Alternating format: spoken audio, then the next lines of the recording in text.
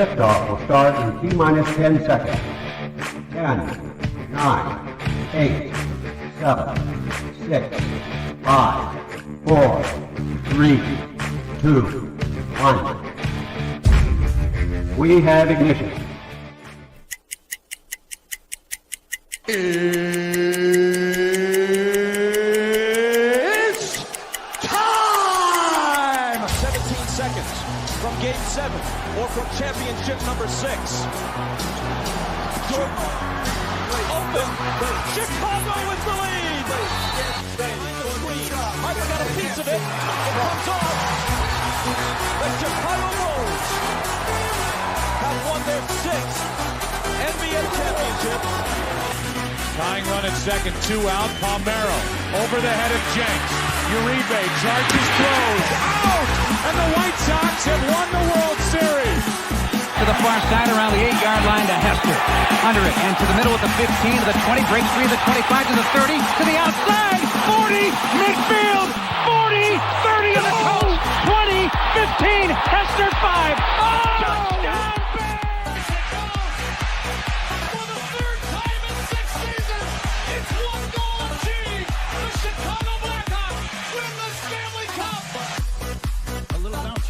Toward Bryant. He will glove it toward Rizzo.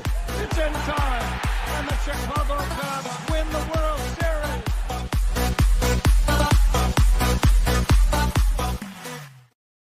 What up, what up, what up? Welcome to Shawn and Maya in the morning on this House Music Monday, Martin Luther King Jr. Holiday Edition. Woo! I'm your boy, the SuperBack, Shawn Sierra. Thanks for tuning in. If you're watching us on Facebook Live, well then I guess you found us on Facebook. There you go. If you're not following us on Facebook, what? Come on, go to Facebook, type in Sports Zone Chicago, click the like button, and now you're following Sports Zone Chicago. Simple. But wait. There's more. Go to the show's page. Go to the show's page, Shawn and Maya in the morning, like that page as well. So not only will you be following Sports Zone Chicago, but you'll be following Shawn and Maya in the morning as well. If you're watching us on our YouTube channel, excellent. And if you're not subscribed to our YouTube channel, for real, come on, man. Go to YouTube, type in Sports Zone Chicago, click the subscribe button. But also click the notification button. That's the little bell next to it, and that'll let you know anytime a show from Sports Zone Chicago is going live. Get it? Got it? Good.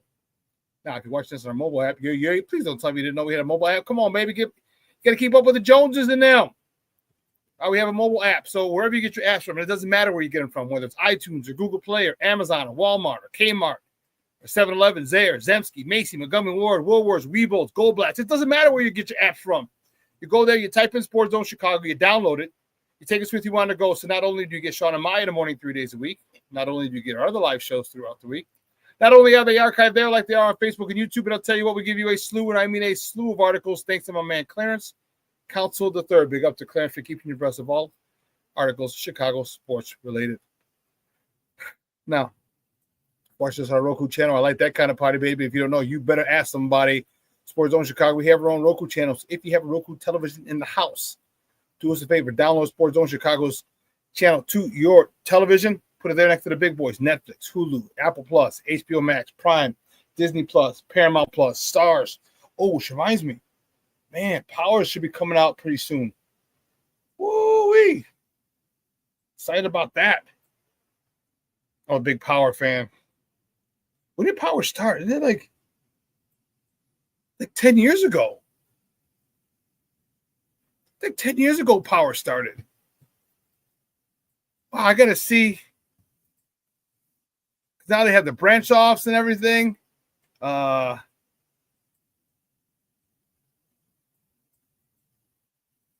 see.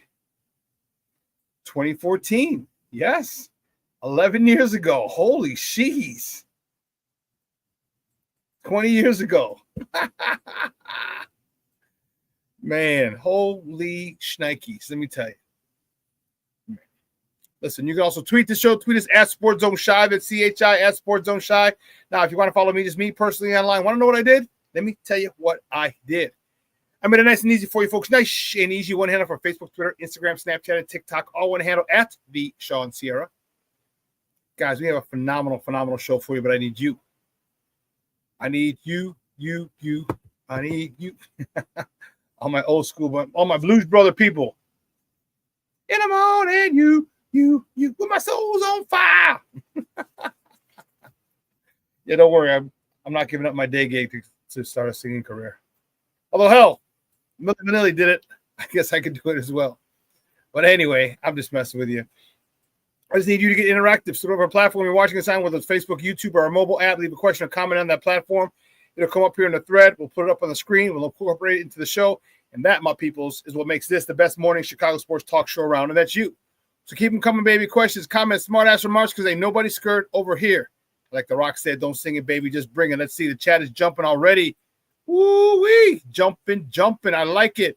Oh, man. My man Armando Emeterio Lara Jr. My man Junior's in the house. He said, good frigid morning. You're damn right it is, boy. Woo. I woke up this morning to go to CrossFit Health right now. I looked at the temperature outside, hit the phone, 0 degrees. I was contemplating going right back to sleep. I was, no, get your ass up. You got to go. And I did. Black Diamond in the house, top of the morning. I called Saturday night, bro. It was crazy. It was crazy. Is Johnson not coming here because he wants his own GM? Yeah, it's possible. Hey, we did say Detroit there was a good chance for them to lose. We did say that. We said that was a possibility, and it came to fruition. But Shawn Walls, a bird morning on a House Music Monday. You're damn right. I got my Julian Jumping Perez, Speaker of the House Music shirt on, baby. Thank you, Mondo, if you're watching. I appreciate it. Remember when you got that for me. Oh, snap, King Booker World checking in. He says, salute everybody. And Shawn, he says, if you ain't got to come out here, don't. Hey, I hear you, dog. I didn't have to go out, but I did. I'm telling you, bro, my alarm went off at 4. I woke up, grabbed my phone. Said, what's the temperature outside? It said 0. Man, I'm telling you, I contemplated life, Papa. I was contemplating life at that point. James Ford checking in. What's up, baby? How you doing? I appreciate it, big dog. Listen, I don't know a lot about a lot, but I do know this. More of the usual suspects will chime in as the show goes on. That, my peoples, I can promise you. We got a great show. We get kicked off at the bottom of the hour. David Kenyon from Bleacher Report. It's going to join us. We're talking, man, we are talking NCAA. No. We're talking college football playoff. I am fired up. Tonight is going to be one heck of, hopefully, should be one heck of a show. I'm looking forward to it. I'm looking forward to a good game is really all I want. All right, give me a good game. Give me, I don't want to blow out. I don't think it will be. I want a good game. I think it's, I think both defenses are stout. I think we'll be able to have, where do you go? There you go.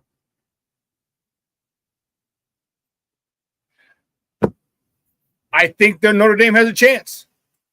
All right. I know Ohio State should win it. They have a much more talented roster. That doesn't always mean you win. And Notre Dame's been playing good football. Good ball right now. Their defense is stout. All right. And here's my only question. We're going to talk to David at the bottom of the hour about, do you switch it up? Do you go a lot more zone? You can bracket Jeremiah. Okay. Do you go zone or what? All right. Do you show man, road zone, kind of confuse the quarterback? I would suggest you not stay too much. If you do stay in man, make sure you got a man over the top. But Notre Dame's got some Ohio State's got some receivers. They got a couple receivers that can go deep. If you're single high safety, you got to pick one. So I don't know. We'll talk to David Kenyon at the bottom of the hour. The Planksters checking in. What's up, Popeye? Says happy Monday morning, Shawn. Sports owners, bear down.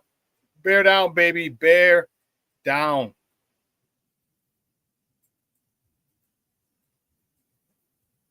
We got a lot of football to talk. Not just Bears. We do have a lot of Bears to talk. But over the weekend, I couldn't tell you. I was in heaven. It was awesome. I was in heaven with these football games. The divisional round of both on both Saturday and Sunday games were awesome. And then tonight, what a way to end the weekend with the national championship game tonight. We're going to talk about that as well, as I said, with David Kenyon. Cornelius Squall's in the house. He's like, what up, sports owners? Cornelius. So we got a lot to get through. So let's get it cracking. You know how we do, folks. The first segment of every show is called Top of the Morning. It won't come just when you want it.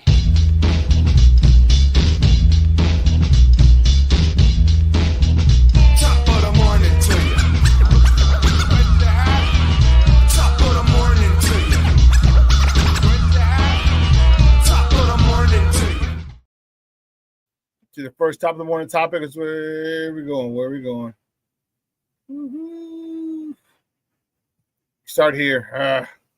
The Bulls. God blessed. Darn Bulls. The Bulls, late last night, they fall to the Portland Trail Blazers, 113-102. Zach LaVine led the way with 27 points. Nikola Vucevic, the walking double-double, with 17 points, 11 rebounds. Patrick Williams, 15 points. Chicago's very own Ayo Dosunmu, 12 points. It was also brought to light that the Bulls have put Patrick Williams on the trade block. I don't know if I mentioned that the other day, but I know that it was during the game they mentioned it, and it's going to be tough to move him because you gave him that $90 million contract. But that just means that they're tired of his ass. They're tired of you. They're tired of you not developing. They're tired of you not getting better. They're tired of your inconsistencies, your refusal to go to the hole, your refusal to stay aggressive consistently. They're tired of it. When you've seen growth from Kobe White, you've seen growth from Ayo Dosunmu, you've seen growth from these guys. But Patrick Williams' growth has been stunted. All right, we got to do a much better job of coaching them, but at some point you gotta want to get better. And it seems like he doesn't. Next time, the morning topic, staying with the Bulls. The Bulls are in LA, taking on the Clippers tonight. Tip-off is at 9:30 p.m. local time at Central Time. You can catch that game on Chicago Sports Network or listen to it on their flagship station, 670 a.m. The Blackhawks, they're home at the United Center. They host the Carolina Hurricanes tonight at the United Center. Puck drop is at 7:30. You can catch that game on Chicago Sports Network or listen 7:30 Central, Chicago Sports Network, or listen to it on their flagship station, 7:20 a.m. And I'll tell you,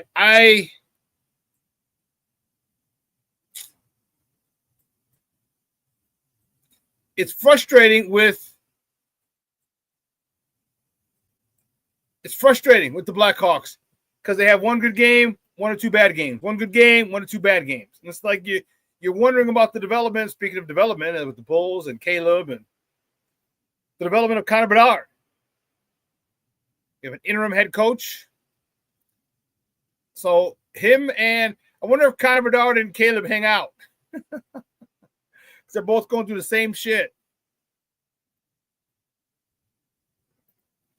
I don't know. Next time, the morning topic, the Cubs held their fan convention this past weekend, and it was the return of Sammy Sosa. And news broke. Man, oh man, oh man. News broke, and they are, what are we doing? Where'd it go? There it is.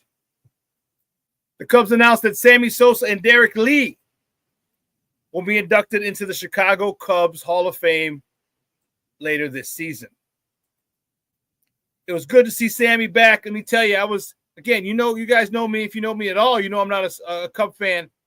But, man, I love me some Sammy, boy. Love me some Sammy. And I'm telling you, him coming back lit it up. Sammy! Man, the crowd was electric. The crowd was fired up to see Sammy, and rightfully so.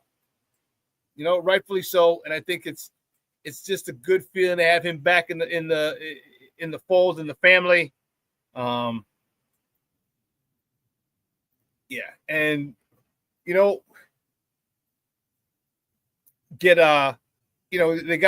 going into the Hall of Fame. We talked about it. I say get him he needs a statue outside. Just me. I say Sammy needs a statue, baby.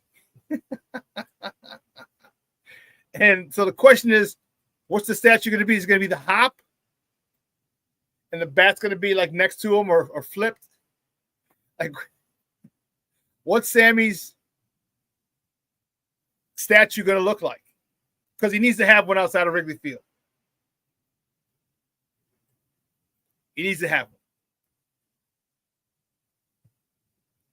We'll figure it out. Sad note, next top of the morning topic. Yeah, this one was tough. Whew. Former Chicago White Sox manager Jeff Torborg passed away this Sunday. He in his hometown of Westfield, New Jersey. He managed the White Sox for 3 years, and he was the American League Manager of the Year in 1990. As again, had a quote. Ozzie that's when Ozzie was here, and in the quote, Ozzie says this is quote, "I'm heartbroken. My mentor, my friend has passed away, someone who truly understood me and gave me a chance to lead, to be a captain. So much of my way of managing and being in a clubhouse came from him." So heartfelt words from Ozzie Guillen, or his manager, Jeff Torborg, who passed away on Saturday at the age of 83. Sunday, at the age of 83.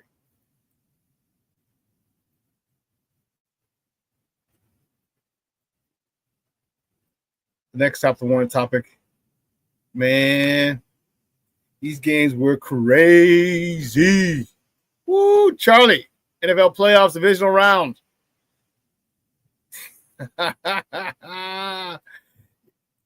Detroit sucks. Number 6, Washington Commanders upset the number 1 seed in the NFC. The Detroit Lions 45-31. Jaden Daniels, 22 of 31 for 299 yards, 2 touchdowns and a 122.9 rating.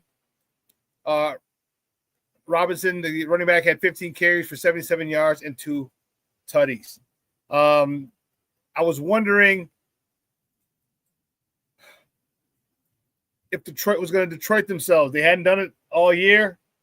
Well, no, yeah, they hadn't done it all year, and guess what? They picked the worst time to Detroit themselves.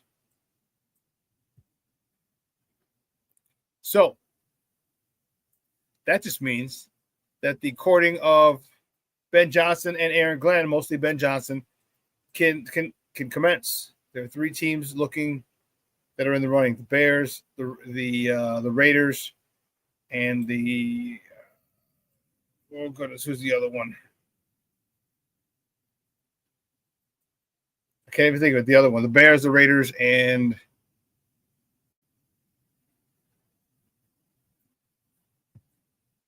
Dallas. Thank you, Steve-O. Yeah, so it's going to be. He's scheduled to have meetings with all 3 teams this week, and his decision could come by the end of the week. So the Bears could have their new head coach by the end of the week. That would be good. That would be very good. Keeping it up, the next top of the morning topic. Man, we knew this one. Woo, Charlie. Just had enough. The Kansas City Chiefs in the AFC divisional round. The Chiefs beat the Texans. It's the top-rated Chiefs. Number 1 seeded Chiefs beat the number 4 Texans 23-14.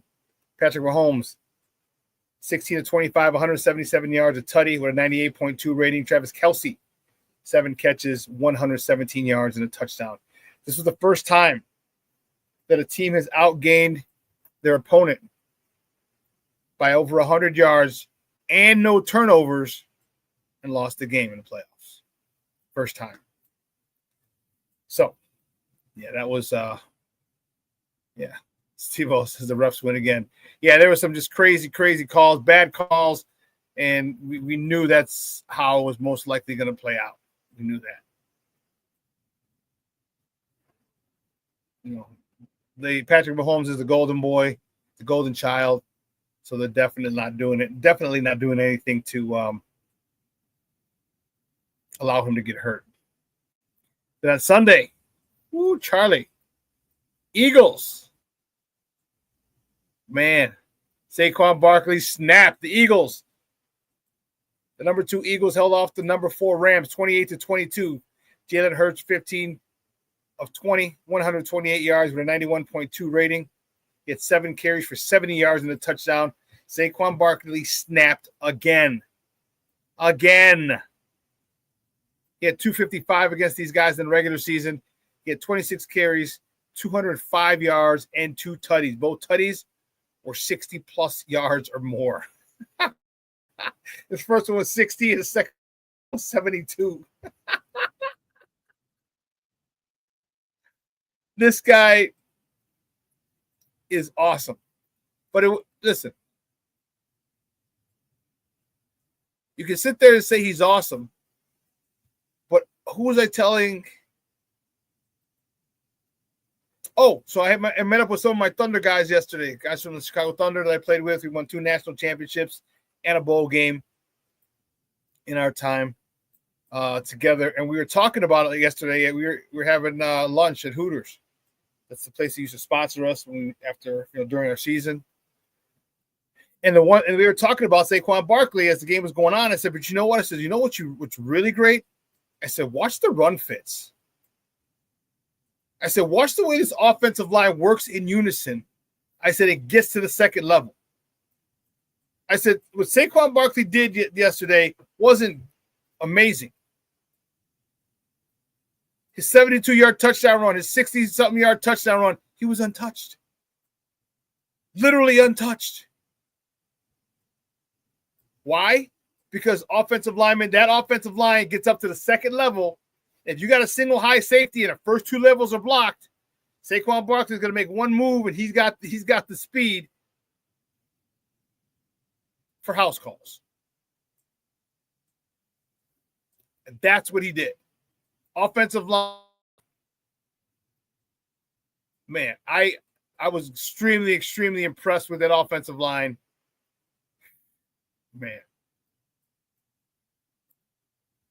Man, Mr. Shorty checking in. What's up, Papa? How are you? Thank you so much. Appreciate it.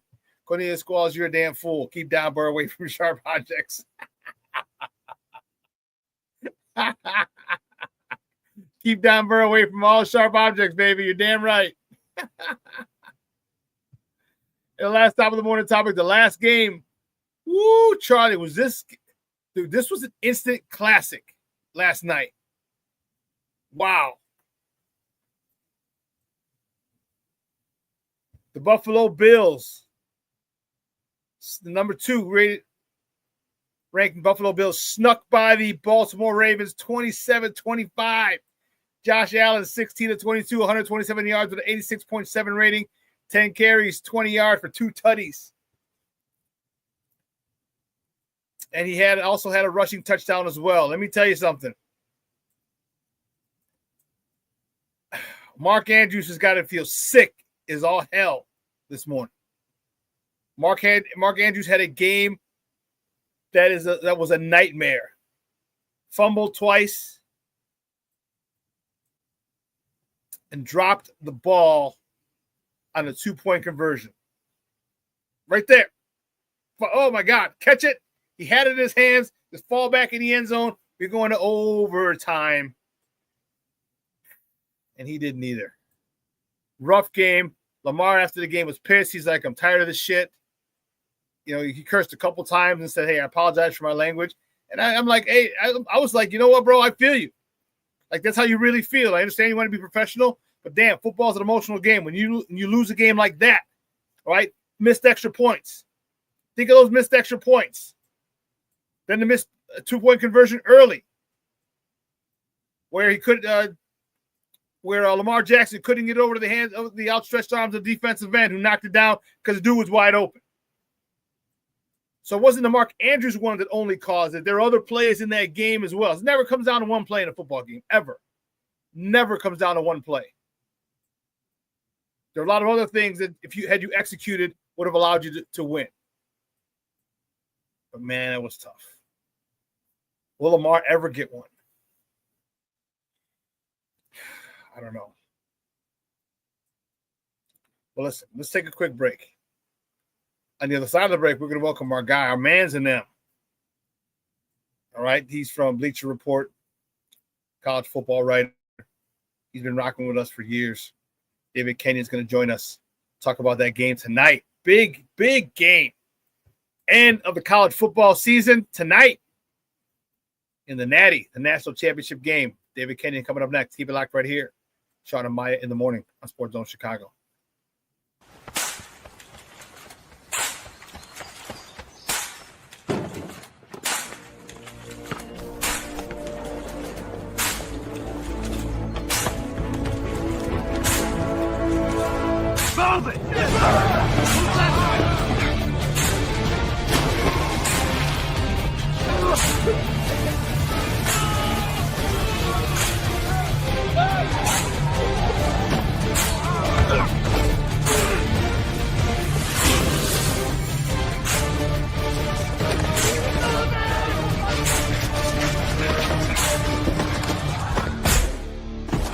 Many will hear the calling.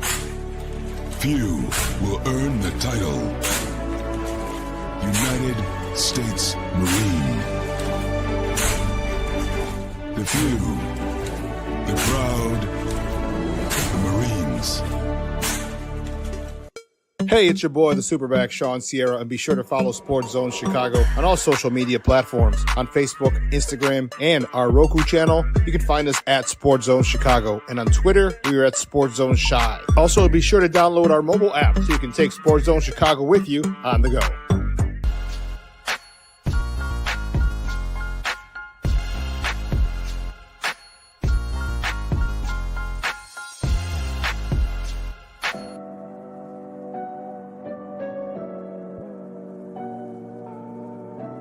How do you take care of your mind health? For my mental health, I meditate in the mornings. I have my dogs. They're the best. I just find ways that help me just relax. Finding things that make me happy, like being close to my family. I meditate a lot and read books. I have hobbies outside of the game. I'm able to switch off. I'm able to turn my brain off from the game of basketball. Your mind health matters. Your mind health matters. We are looking for a few heroes, mentors, trailblazers, innovators, a passion to change lives, spark curiosity, open hearts, and awaken minds, help students answer the question, who am I? This could be your calling, but this is no job. It's the journey of a lifetime. Be a hero. Be a teacher. Mental health and learning disorders don't discriminate. 17 million children and adolescents in the United States live with disorders like anxiety, depression, ADHD, and dyslexia. Less than half get the help they need to thrive. Help the Child Mind Institute change these children's lives. Visit childmind.org.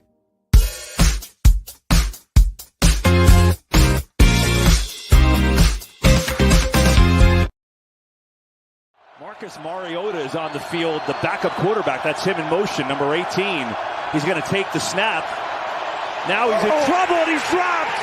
He was trying to flip it, but he got tied up, and the Lions make a stand. Really running it behind this offensive line, and they got their extra lineman in there, Skipper. See if they give it to Gibbs. They will. Left side. Gibbs! Touchdown, Detroit.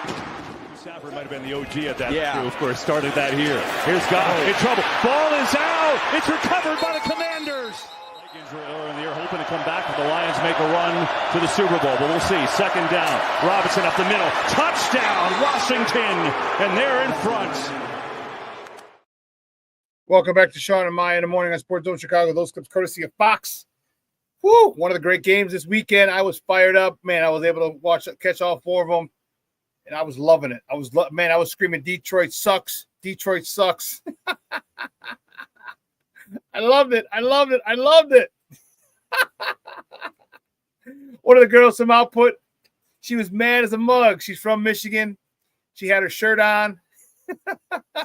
And they're giving her the business. They're giving her the business. And I was like, oh, well. And it was all a good time. She wasn't happy, don't get me wrong, but yeah, it was it was crazy. But listen, tonight, this great weekend of football ends tonight with the college football national championship game. And my next guest, I'm fired up to talk to him about it.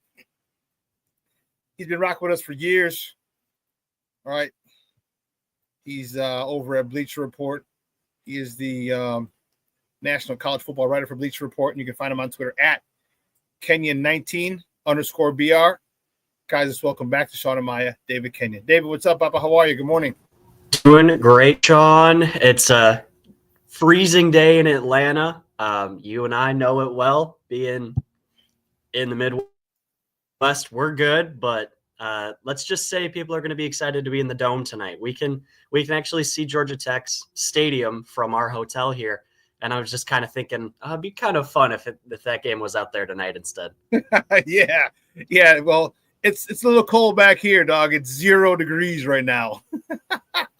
And I know those people down in Atlanta hits close to freezing, and they freak out. Like, oh no. Yeah, it's going to be a good one. But yeah, it is in a dome. The temperature, the climate controlled. So it's going to be a good one. Talk to me. Does Notre Dame have a chance? I think Ohio State, I feel, has a better roster of 1 through 100 or whatever, how many guys they have. But Notre Dame has been playing well as a team. But those wide receivers that Ohio State has are no joke. Does Notre Dame have a legit shot? Yeah, and it comes down to the defense for Notre Dame, because the offense is what it is. They're going to run a lot. They don't want to throw a lot. Their receivers, they just don't have the player who's going to dominate a game reliably. You might have somebody come out and get 110 yards today, and if they do, good for them. But nobody on the team has more than 500 yards receiving, so there's nobody you can point to that's like, yep, that's the guy. Whereas with Ohio State, you've got Smith and Egbuka. I mean, Notre Dame has forced the most turnovers in the nation, so that matters, right? Like, yeah, it does. We always talk about how turnovers matter, and suddenly they get 1 or 2 and this game gets flipped real quick. So of course they have a shot, but they are definitely a deserving underdog as well. What do they do? Notre Dame plays a lot of man. They have a good secondary. But those wide receivers, as I said, are no joke. Are they going to play a few games back there? Show man, shift to zone, or are they just going to play a lot more zone? How do you think they're going to defend those Ohio State wide receivers? I think you stick to who you are. You're a man team. They play it like 75% of the time. You're a man team. Do what you do. And if you have to adjust, you adjust. I mean, obviously you have to put some of those disguises in and roll it to zone, maybe bring a safety down, but still drop into like a cover 2 shell or something, just to make Howard see a little bit, see a few different things and make him try to adjust to that. But I mean, I don't think you want to stray from what's gotten you there. And the talent is the talent, but it's not like they haven't played some teams with good receivers, nobody to Jeremiah Smith level. But they've played good teams. So you just kind of stick to who you are and what got you there. What about the other side when Notre Dame has the ball? Notre Dame has a great running attack. Ohio State has a good run defense. Does Notre Dame still try and establish a run and build off of that? Yeah, they have to. I mean, that's who they are. They can't let this game turn into a back and forth because that does not favor them. I think if you're Ohio State, you bring the safety another step closer to the line of scrimmage and say, I dare you. Go deep. I dare you. We trust our guys. We don't think your guys can beat us. That's what I would think. I mean, if you can keep Notre Dame into the 2-3 yards a carry on first down and you're not giving them the 2nd and 4s where – maybe they can just take a shot anyway. And if they stay ahead of schedule, that kind of phrase, if they keep themselves in running situations, that's not going to be good for Ohio State because Notre Dame wants to run the ball. I mean, they'll throw the ball 10 times tonight if they had it their way. They just want to let Love and Leonard do their thing. But if you can get them into, 2nd and 9s and start making them think about throwing the ball, and suddenly you've got the 3rd and 7s and more where you're really going to have to throw the ball, that's a big advantage for Ohio State. Riley Leonard under pressure this year has been awful, but they also haven't let a lot of pressure get to him in the moments of, those 3rd downs where he's going to face it. I think it's under 4 yards attempt that he has when under pressure, but if they're in 3rd and 2, he's not going to be in a pressure situation throwing because they're going to run the ball. How big of an asset is it that Riley Leonard does run the ball? How much that can help him, especially on 3rd down? Because it could be 3rd and 4, okay, 3rd and 5, and okay, most likely a passing down, but not necessarily with Notre Dame because of who their quarterback is. Riley Leonard is more than capable of dropping back, letting people settle, and then taking off for a first down. How important is that going to be in Notre Dame's attack tonight? Yeah, I mean, massive. I mean, the threat of a quarterback run, as we've seen in the last probably 10, 15 years in particular, the value of that has expanded immensely because when you're dropping into man coverage and the safeties are playing over the top, if the lane opens, quarterback goes, doesn't matter. Go get 7 yards. And then, like we're talking about, staying ahead of schedule with those, I mean, it's huge because instead of, him trying to force a ball on 2nd and 8 somewhere, he'll just go run for 4. And 3rd and 4 looks a whole lot better than, taking a sack because he's immobile or trying to force some throw because he can't run. So, no, that's a critical part of the Notre Dame offense is Leonard's legs. So are they going to be forced to then probably keep a spy on Leonard? Because if they do, then you're taking one man out of coverage, and Notre Dame doesn't have a wide receiving core like Ohio State. But they got some guys who can catch it and run and get some yak once they do catch it. I don't think they'll rely on a spy. I think you're just trusting that defensive line, which is fantastic. I think you're just trusting in them to be gap sound and not really allow those lanes to open up so quickly. They're so experienced. They have so many seniors up front that they're really intelligent. They're just football smart. And so those lanes don't really happen against Ohio State. Now, if they do, they're going to have to adjust. And obviously a spy is the first correction you can make there after just dealing with the rushing lanes. I mean, you know that well. So that's the big thing for Ohio State is just stay gap sound and don't let Leonard drop back, hit his back foot, and then, all right, I'll go. Avoid that, and they'll be okay. Okay, so then give me 2 keys for Notre Dame to win tonight. 2 keys that you feel are the most important to happen for Notre Dame to win. They got to get that big turnover, in Ohio State's territory, 30 and in, 40 and in, something like that, where you get a short touchdown drive. You come off the takeaway and you hit a 25-yard throw, and then boom, you run it in from there. Like, something like that. And then red zone efficiency.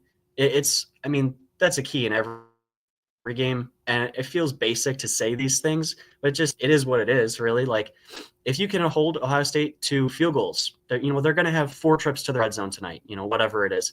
If you can keep them to 3 field goals, man, 3 hurts. 3 hurts when you got a bunch of chances at 7. But if they can turn this into, some 21-19 kind of game, that's where Notre Dame wants to be. Give me a couple keys for Ohio State to win tonight. Yeah, just just don't let Notre Dame hit the downfield shots, the rare ones they take. Force them to just sustain a drive and trust your defense to just be better. Because Ohio State's defense is definitely the biggest advantage that they have, that Notre Dame's offense and Ohio State's offense and Notre Dame's defense are much closer in ability than Notre Dame's offense and Ohio State's defense, and that leans in the Buckeyes' favor.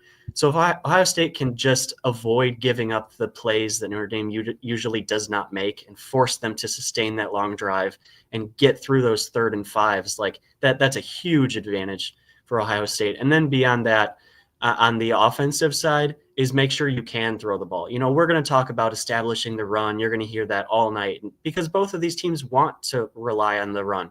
Yes, but as long as Ohio State can hit some big plays, whether it's like Buka or Smith or even Cardinal Tate's kind of underappreciated, you know, just hit a few of those, shorten up some of your drives that you don't have to go against this Notre Dame defense in the same way. You know, the 14-play drives are really hard against these defenses. Like it's just a knockdown, drag out every possession if you let it get into that. And so hit some big plays and Ohio State should be fine. So give me your prediction. Who do you think comes out with the game tonight?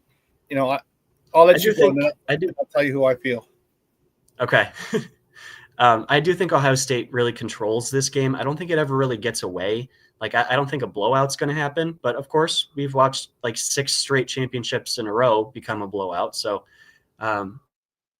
we'll see, obviously. I think Ohio State wins comfortably, but not going away. You know, a late kind of score for Notre Dame that keeps it interesting. Maybe they have to get a defensive stop to get the ball back, but it doesn't quite happen. You know, something like that. But I do think the Buckeyes win this one tonight. I think I have Ohio State, but I would not be surprised if Notre Dame is able to pull off the upset. Notre Dame, if they can establish that run game with a quarterback, 2 stud running backs, it really keeps the team off balance because, again, they do have some wide receivers that they can throw to. They can hit you downfield. All right, they're not as prolific, as I said, as Ohio State's receiving core, but don't get it twisted. They'll hurt you if you're not ready, and that I wouldn't be surprised. I think Ohio State throughout up and down through that roster is much more talented, and I think they win. But man, I would not be that surprised if Notre Dame pulls one out of their ass and pulls a lucky 4-leaf clover and are able to come out with the W. And the only bad thing about that would be is that the Notre Dame fans and alumni are going to be more obnoxious than they already are. Yeah, no question. They're showing out down here too. They are, huh? You know they are, man. I got a whole bunch of buddies that went to high school who went to Notre Dame, so believe me, I know. I know. Hey, David, great stuff, buddy. I appreciate it. Be safe down there. But do me a favor before you go. Let everybody know where they can find you and your work online. All right, you got it. You can find me on Bleacher Report. Everything's there. Just throw my name into a Google search and my profile will come up. You can see everything I do.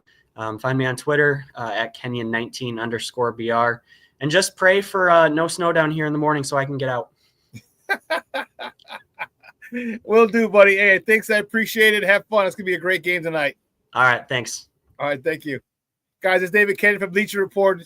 Join us live, boots on the ground in the ATL for the national championship game tonight. I am fired up. I cannot wait. I got to figure out where the hell I'm going to watch it. Where the hell I'm going to watch it? I don't know if I want to watch it at home. I got to holler at my boys. Let's go to a bar and watch this game. Because it's gonna be one heck of a matchup. I hope it's an instant classic. Like I said, I think Ohio State wins. I just think they're too good. But man, do not be surprised if Notre Dame. It only takes one. It's not a series. It's not basketball. It's not baseball. Best out of 3, best out of 5, best out of 7. Ohio State could have an off night. Ohio State. Here's the issue that I have with Ohio State. Sometimes Ohio State feels like they are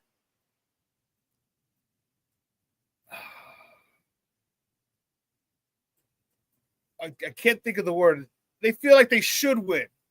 They feel entitled. There you go. They feel entitled like, oh, well, we're Ohio State. We have the best roster, so we're going to win. And Michigan was like, yeah, screw you. Screw you, buddy. Oregon got him. So, I hope, and this is an indictment on Ryan Day. All right, if your team comes out, if Ohio State comes out with that type of attitude, and you'll be able to see it. You'll be able to see it. If a team comes out with that type of attitude, I'm telling you, Notre Dame is not they didn't get there by happenstance. All right, they didn't get to the national championship game by luck. Okay, they didn't play in a conference tournament, that helped, but that's neither here nor there. In the words of Kevin Lauder. That's neither here nor there. But Notre Dame's good. Notre Dame's good. And I think the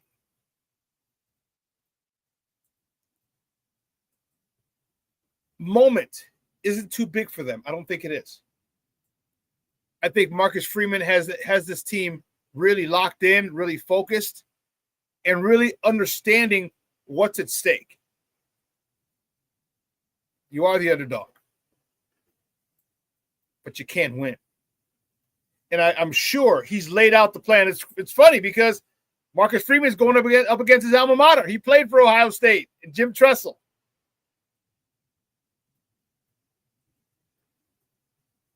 But back in 07, something like that, in 07, I want to say.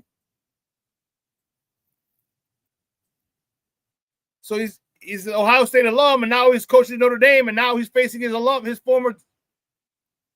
mater in the national championship game, not the college football playoffs, not the semifinals, in the national championship game.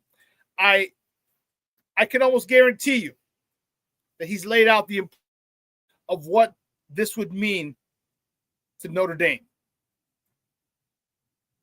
They haven't won it since 1988. My good friend of mine, John Foley. That was the year Tim Brown won the Heisman. Okay, my guy John Foley, Chris Zorich was on that team. John Foley and I went to grammar school and high school together. In high school, he was a senior when I was a freshman. He was the number one high school player in the country. The number one, he was 6'4". He was 235. He ran a 4.5 40. That's what everyone and their mama wanted him. He would run sideline to sideline during the games. Tackle by Foley. Foley on a tackle. Tackle by Foley. He was a man among boys in high school. And he could go sideline to sideline. And unfortunately, at Notre Dame, he in the Cotton Bowl the year before, he pinched a nerve in his neck, had to have his bicep removed. And that was that. But I have a lot of friends. I hope they win. I know it's going to come along with a lot of we're Notre Dame. And the only reason I really growing up where I did, I wasn't a big Notre Dame fan because where we moved, it was white Irish Catholic, and everybody is football. It was Notre Dame football, Notre Dame football, Notre Dame football. I got sick of it. Then a couple of my guys started going. John Foley went. Brian Hamilton went. And I'm like, okay, cool. But the thing that really got me, the only reason I don't want Notre Dame to win is my senior year at Holy Cross. My head coach had left after my junior year to go take Mark Duffner went to take the job at Maryland. So we got an incoming coach, Peter Voss. And Peter Voss was the offensive coordinator, he said, for Notre Dame. And let me tell you, and I told you before, but he told us numerous occasions he was the guy that called the Sugar Bowl. He was the guy that had Jerome Bettis running wild. And I was like, oh, my goodness. I couldn't stand him. And so that's really my biggest reason I don't want Notre Dame to win. He's not even part of the program anymore. But yeah. But tonight's going to be good. It's going to be can Notre Dame establish the run? Can they stay ahead of the sticks? Okay, Riley Leonard's going to be a big part of ensuring that they do, because if they do, let me tell you, I know Ohio State's got a great defense, but when you keep giving a 3rd and short, and you have a quarterback, you have a dual option, a dual threat quarterback, it's tough. You got decent receivers at Notre Dame who know what to do with the ball when they get it, and you got to run it. You have a quarterback who, if things break down, he'll tuck it and run very well. And Riley Leonard. So it's going to be quite the matchup.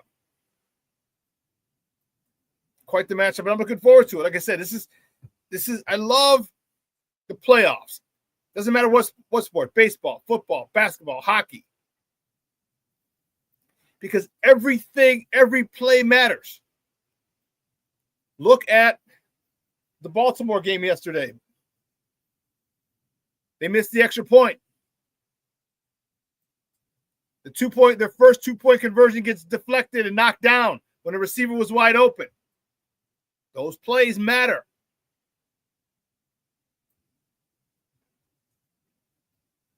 Mark Andrews fumbling the ball after a first down catch. I think that led to points. Every play matters. Remember, if you take care of the little things, there are no big things. Ball security. I think the team with the least amount of turnovers, I know I'm going out on a limb here. I think the team with the least amount of turnovers probably wins this game. Most big games aren't decided by those who make more big plays. It's those who don't turn the ball over.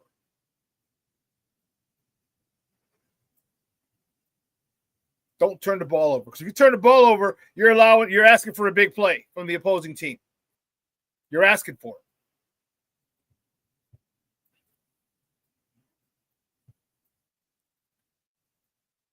Let's see what you guys are saying.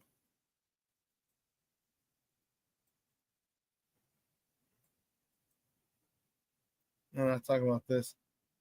Okay. Shorty, good to see you, buddy. And thoughts and prayers to your mom. I see in the chat. You're here taking care of her for surgery, after surgery. I feel you, bro. I feel you. I take care of my mom, so I understand. I understand it. So, thoughts and prayers from me and everyone here at Sports Zone Chicago go out to you and moms. All right. You know, if when I post on her, like I gotta pick her up later today for her after the show from CrossFit. I always hashtag you only get one. And you do. You only get one. And you know, we do everything to keep they raised us, helped us become good men and women, for those of you, the ladies in the chat. Okay, and it's a privilege to take care of your parents. It really is. And you know, I don't take that lightly. Don't get me wrong, she's a pain in my ass sometimes. But I'd have it no other way. Have it no other way. She's going to be 80 this year. We're going to have a party. I'm starting looking to venues now. So probably by the middle of February, I have a venue. And just celebration of life. And I told her, I said, Ma, you got 21 years left. I said, at that point, it's 100. It's been a good run. So you go hang out with the rest of your siblings. It's been a good run. And she just laughs. So that's my goal, to keep her alive for, 21 more years, or 20 and a half more years. So, but yeah, Shorty, man, again, thoughts and prayers, man. I'm glad you're out here taking care of moms. I know she was grateful to have you out here. So listen, let's take a quick break. On the other side of the break, we'll talk a little Bulls. Okay. And then we'll finish up the show with some Bears talk. All right. Bears have interviewed a lot more people, and they can interview Ben Johnson in person now, or Aaron Glenn in person if they want. So let's take a break, and we'll finish up the show on those topics. So don't go anywhere, folks. Keep it locked right here. Shawn and Maya in the morning. on Sports Zone Chicago.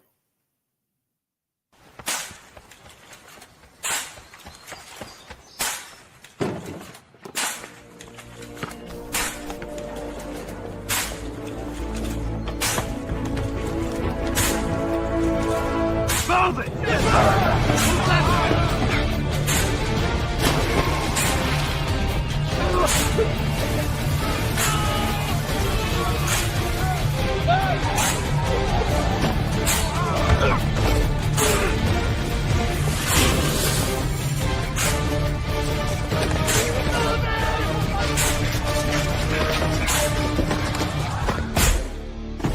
Many will hear the calling. Few will earn the title.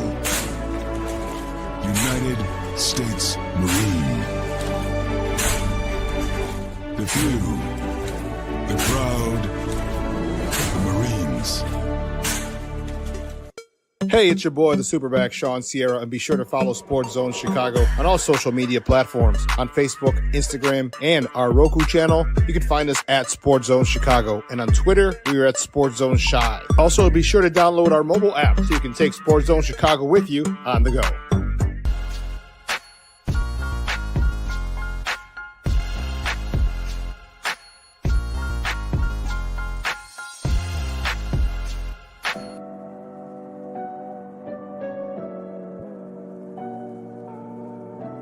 How do you take care of your mind health?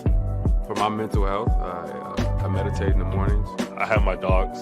They're the best. I just find ways that help me just relax. Finding things that make me happy, like being close to my family. I meditate a lot and read books. I have hobbies outside of the game. I'm able to switch off. I'm able to turn my brain off from the game of basketball. Your mind health matters. Your mind health matters. We are looking for a few heroes, mentors, trailblazers, innovators, a passion to change lives, spark curiosity, open hearts, and awaken minds, help students answer the question, who am I? This could be your calling, but this is no job.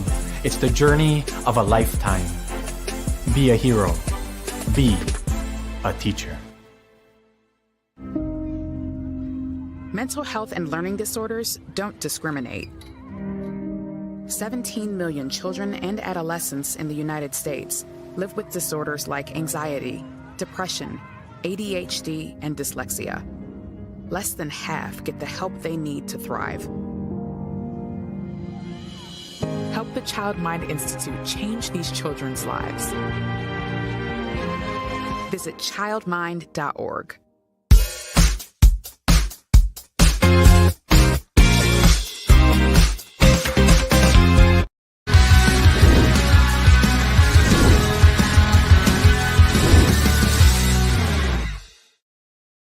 He was a big factor in that first matchup in the passing game, staying in the block here as Lamar has time, dances around and escapes. Here he goes.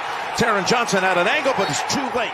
Lamar has the first at the same time. Ball at 3rd and 3 from the gun.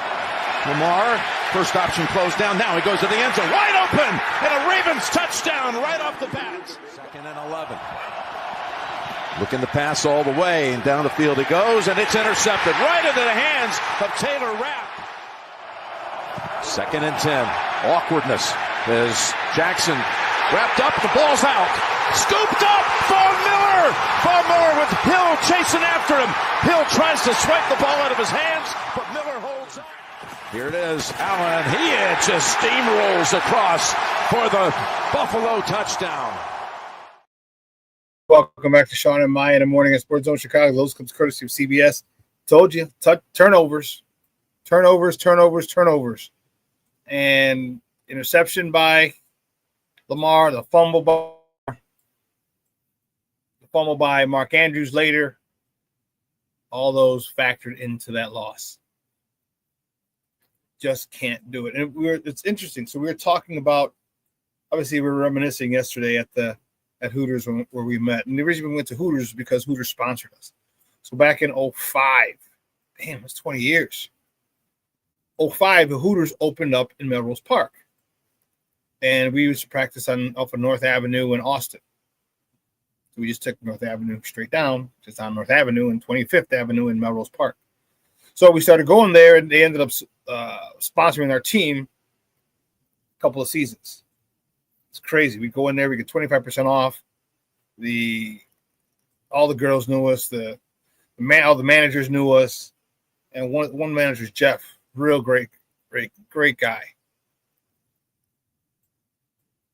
We'd pay for a picture, he'd bring us two free. Pay for a picture, he'd bring us two free. We'd pay for a picture, he'd bring us two free. And this was on top of the 25% discount. Yeah, it was. So that's why we go to the Melrose Park Hooters, because that's where we spent many a day and a night. Many a day that turned into night. It's a shift change and everything. But we were talking, and we were talking about one of the reasons that made us so good, our team. All right, when I was there, wow, we didn't lose a conference game 5 years. First 5. Yeah. 5, 6, 7, 8, 9. We didn't lose a conference game. I think we lost from 10 and 11.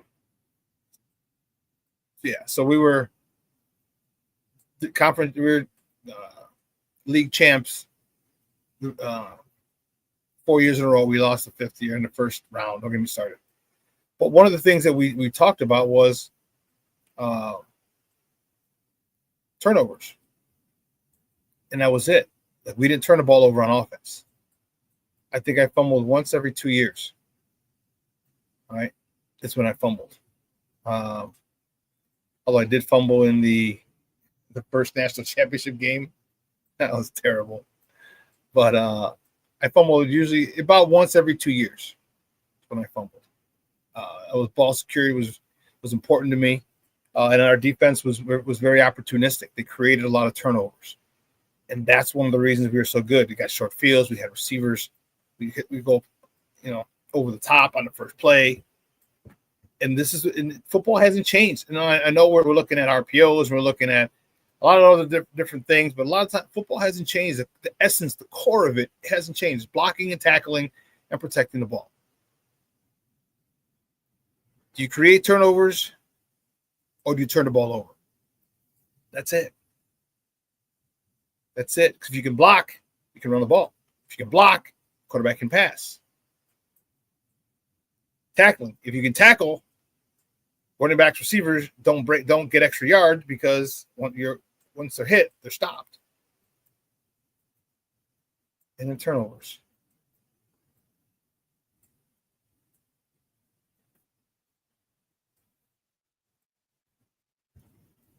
It's important that tonight the team has the least amount of turnovers,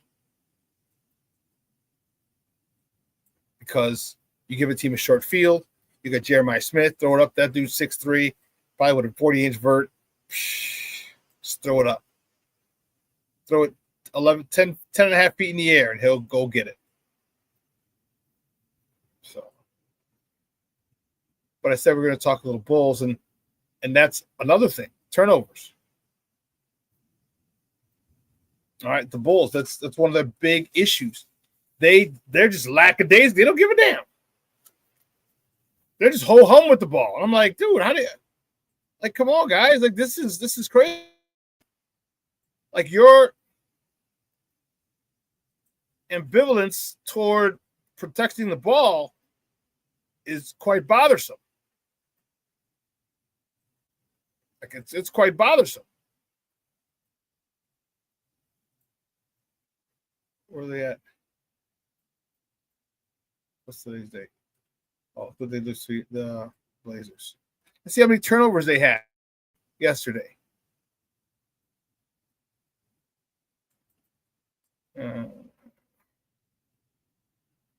Oh, you're not giving me these. You stink. 3 point assist point. Personal fouls points. Yeah, they're not giving me turnovers here. But I'm sure that's a huge part of it.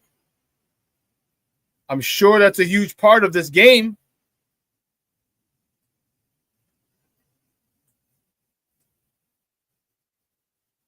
And the fact that they put Patrick Williams on the trade block says a lot.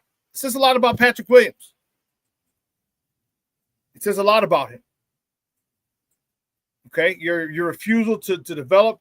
Again, as I said earlier, you've seen the development of Io. You've seen the development of Kobe White.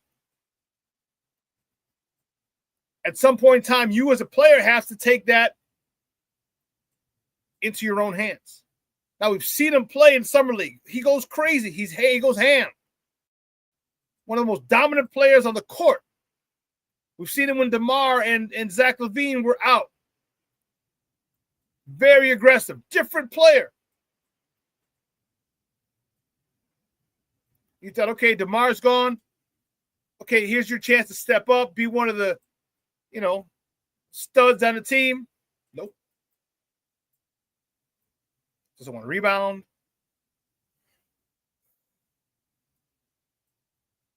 So the Bulls have put him officially on the trading block. They're listening to offers for him. And I don't blame him. Now, he didn't need to give him that $90 million contract, but that's going to make it tough to move him. But what are you going to do? You might have to eat some of that contract.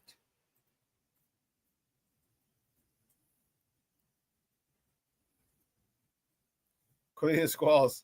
I think they lit a fire under him because he actually got a rebound last night. I think he had 2 rebounds. Michelle says, there's a lack of desire still at P. Will. Yeah, he doesn't seem like he wants to be there. Like he seems like one of those guys who is talented enough to get to the NBA,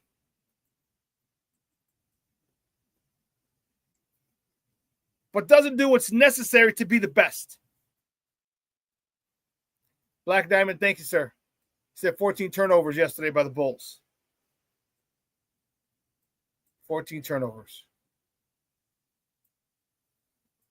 You get there. Sometimes people just have the talent to get there. That talented to get to the league. But their work ethic and their desire to be great is the issue.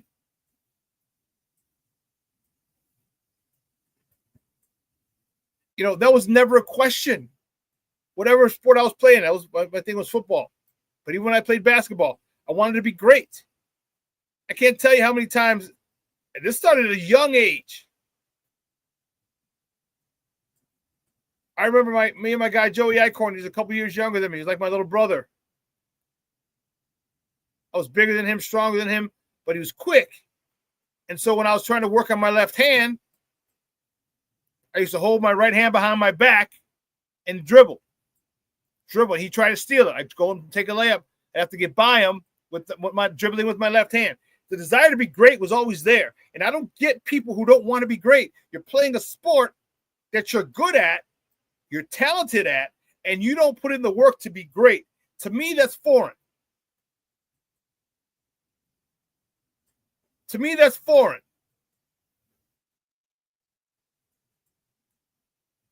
Because there are a million people, million kids in this world who would love to have a spot in the opportunity that you have. But you're just so gifted, so God-given talents. You've been gifted by God, these amazing talents. Those talents get you there. But you don't refine them and work on them. And that to me is frustrating. And then and I'm not worried about your calm demeanor. A lot of people have calm. Lovie Smith was calm. Had a very soft-spoken personality, but you knew he was a competitor. I don't see the fight. I don't see the desire. But Shawn, the desire, you're right, the lack of desire from P. Will. And that bothers me a lot.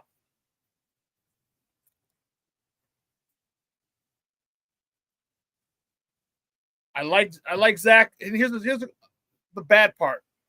Is we want these guys to lose. We want a top 10 protected pick to be ours. We don't want to give that pick to San Antonio. I love the way Zach's played. Zach looks like a different player. He plays like a different player. He interviews like a different player. Zach's been through a lot. Torn knee, a lot of injuries, the big contract, the subpar performance. But now again, as I said before on the shows a month or two ago, Now he's a father. I think he's a husband. I'm not sure if he's married, but he's a father now. And those of you guys who have kids, you understand life changes when you have kids. It matures you quick, fast, in a hurry. And I've seen a much more mature Zach. I've seen a much more focused Zach. And I like him. I'd love to keep him. But I can't because he's going to win some games for us. We got to lose. And Vooch, got to get rid of him too. But the contract. So you shot yourselves in the foot, AK, because you want to get rid of Zach, but no one wants to take his contract. You want to get rid of Vooch, no one wants to take the contract. What do we do?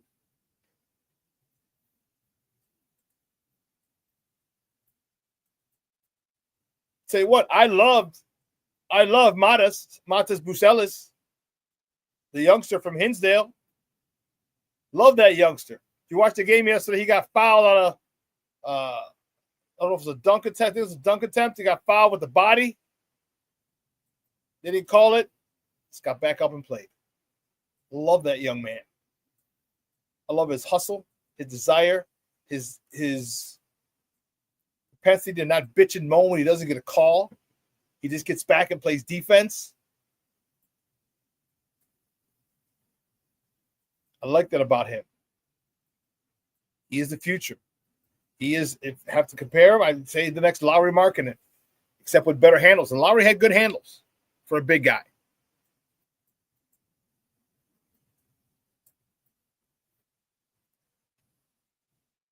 Cornelius said, the way Zach is playing, I would hate to lose him too. Yeah, I would too, but we also got to remember that top 10 pick. Because I like Zach, this Zach LaVine. I like this version of Zach LaVine a lot.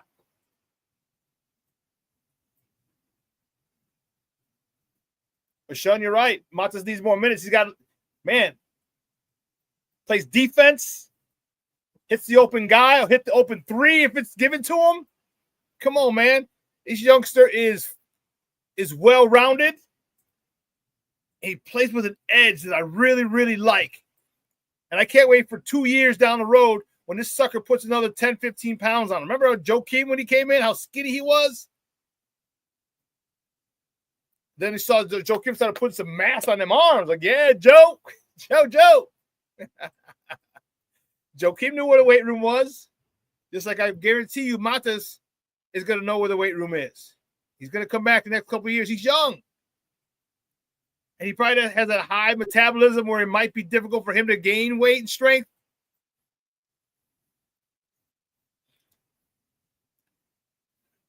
I always had that problem at St. Rita, even at Holy Cross. Had some guys who just couldn't gain weight. They go through the whole workout program, eat sandwiches at night to put on weight. My roommate Troy couldn't gain weight.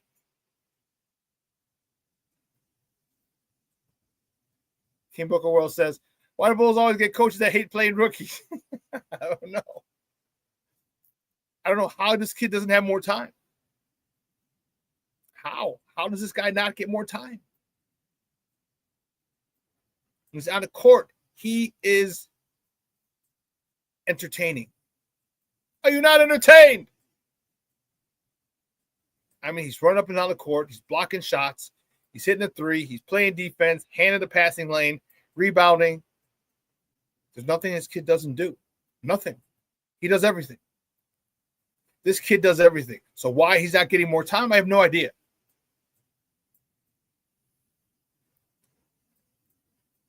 I have no idea. That falls in the lap of Billy. Or maybe he's told from up top. Matas only gets X amount of minutes a game, which would be crappy. But because remember, the GMs run everything. GMs will tell you they want this guy to have this amount of minutes, this guy to have this amount of. Kobe White, Io just got back off an injury. Love, man, when he decides, when Stacey says it, when he goes downhill, he's unstoppable. Or damn near. He's got to get him moving. We got a whole bunch of youngsters on us. We got young players. I know Kobe's been in the league 5 years. He's only like 24. Io been here a couple years. He just turned 25. Lonzo Ball's like 27. You got youngsters. Julian Phillips. Terry.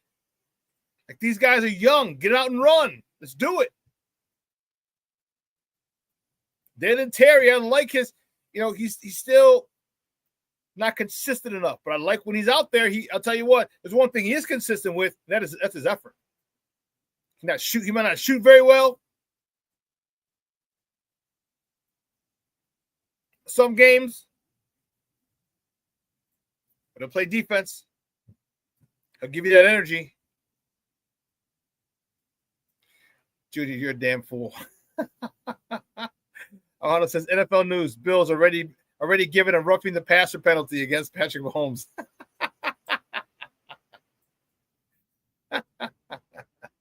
So after they kick it off, kick the ball in the end zone and get the ball to 25, and like we're at roughing the passer, add another 15 yards, first down, Kansas City on the 40.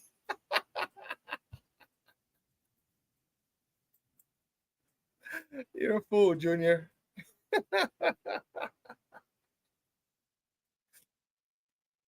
Personal foul. Like, what do you mean? They just ran and kicked the ball in the end zone. Kicked the ball too far out of the end zone. 15 yards, automatic first down.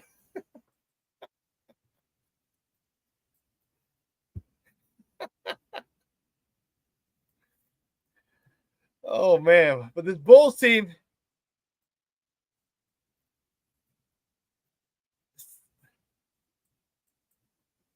take a look at this from yesterday. In a loss against Charlotte on Friday, cross-court pass, Williams, a three. Got it. Patrick Williams.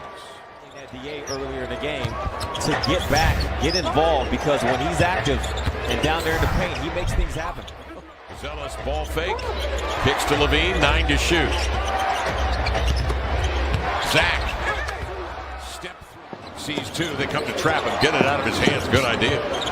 But the rotation comes to DeSumo. Williams outside. A heave from three is good. Yes, and a heave. Chicago with possession.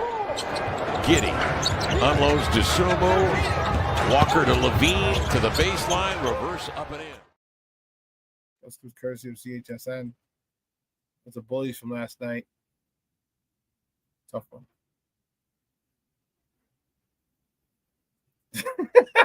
Look at world. Coin toss whistle flag. Improper verbiage using this. You said heads the wrong way.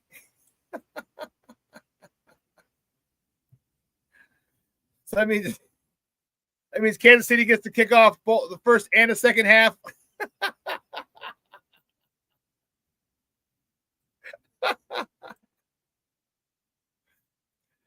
I mean, what we were talking about yesterday as well, like we were bitching about the refs, but I'm like, look, man, I said there are certain people who get special privileges.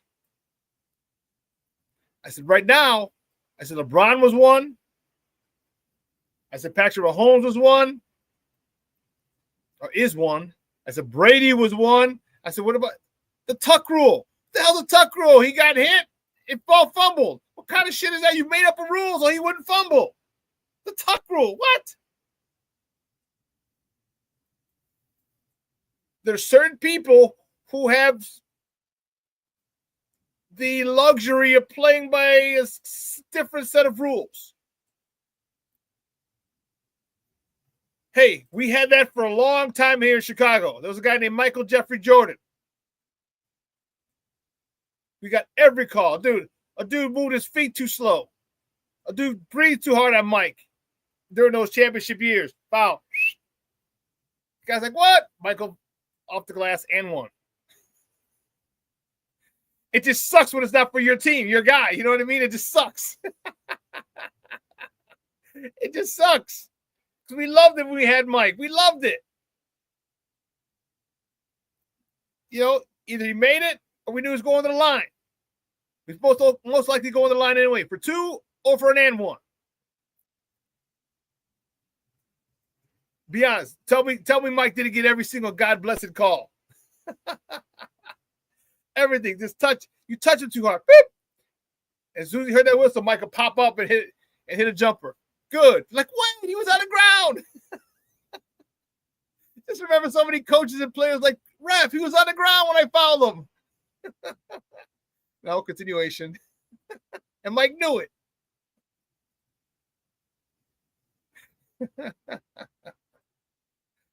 Oh, man. This Bulls team is fun at times, but they do need to get their act together. Get rid of Levine, get rid of Vooch. Get rid of those guys so you can start losing so we can protect that top 10 protected pick. That needs to be done. Stop all the BS and get it done.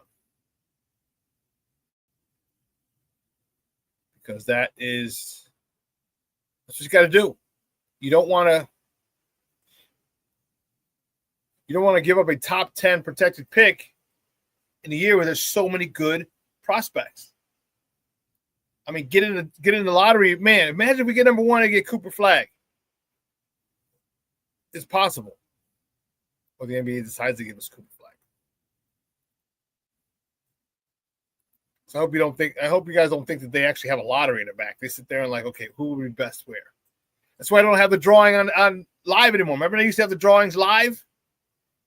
Remember that? Yeah, they used to turn not the bucket, but they used to turn the lottery thingy and you pull it out. They pull out I wouldn't be surprised if they had a number on them on the stickers so you knew which one to grab. But that's my conspiracy theory. Could be wrong. Probably. One last thing before we get to some football. Guys, your Cub convention was pretty dope. And the only reason it was dope because Sammy was there. Sammy was interviewed at the convention. Here's what he had to say. Sammy, now a member of the Cubs Hall of Fame. How special was it to hear your name called and to see those fans go absolutely bonkers? It was amazing. I mean, I had to say that I never expect that reaction. I was happy just to be here to see the fans clap and give it one more time or 2 more times, you know, the way that I do it, you know, put it in the show. So I'm glad that I'm here and I'm honored to be here today. Absolutely. All-time home run leader for the Chicago Cubs. When you were patrolling right field in that Cubs uniform, did you ever envision yourself one day being a Cubs Hall of Famer? Not really, because I was focusing in the field. I know if I did great in the field, everything going to come out later. And I play hard. Everybody know that I play hard all my life. And but you know, today I can say to myself that I did great in the field because the reaction and the people that I see today and the welcome me back, that was amazing.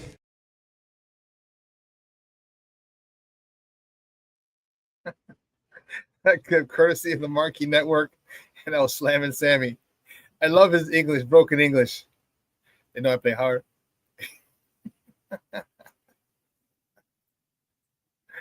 He was definitely worth the price of admission. Definitely worth the price of admission. And that was good to see. You know, like I said, I think he needs a statue. I think he needs one. I think he does. I just think what he did for the Cubs, what he did for baseball at that time when baseball was really on the outs with the American people. Sammy and Mark McGwire brought it back, but Sammy had that personality. Sammy had that flair. And I just love the. I listen to. Those like this. Try to be so polite, and everybody know I play hard. Sammy. Cornelius Call saying was a man. What are you talking about, Black Diamond? I'm saying I love Sammy. I'm not a hater. I love Sammy, dude.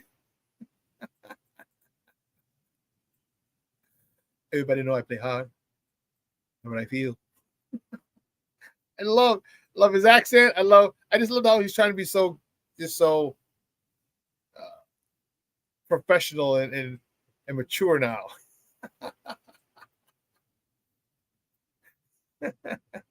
Slamming Sammy was a man, dude. But up in Hallis Hall, let's switch gears. Up in Hallis Hall, there was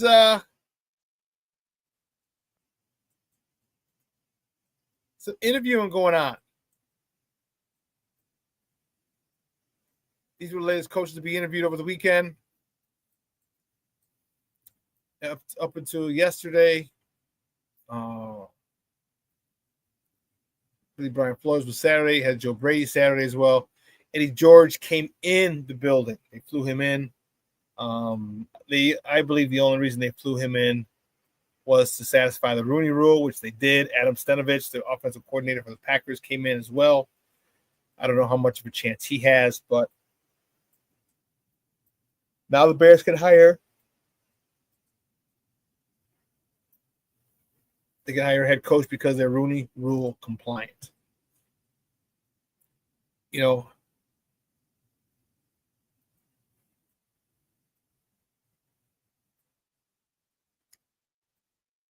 Let's see.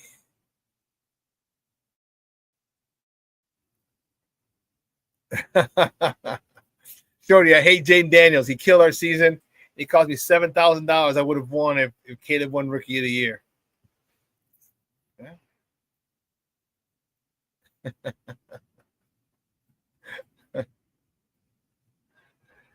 So, yeah, I understand. I get it. But the thing is that we all talk about is why would Eddie George? Maybe Eddie George has aspirations of being a coach in the NFL. But why would you do that? Taking an interview, knowing they're just trying to satisfy the Rooney Rule. Why would you do that?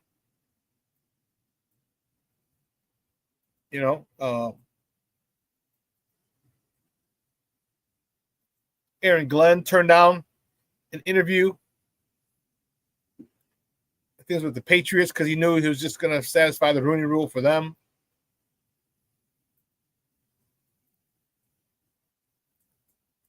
But Joe Brady, okay. Some people said they wouldn't mind Brady. Black Diamond says, no, I wouldn't mind Brady. Okay.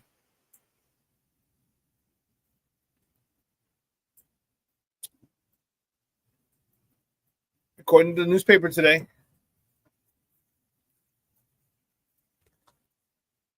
on 2 Crunch, those are the top 2 candidates: Ben Johnson and Mike McCarthy. I don't know who this guy was, but when Washington scored that last touchdown, someone said this dude was seen driving down into the bowels underneath the bowels of Ford Field. He parked right outside the Detroit Lions locker room. I don't know who this guy is or what his deal was, but a rumor had it that he was parked right outside of the locker room, the Detroit locker room.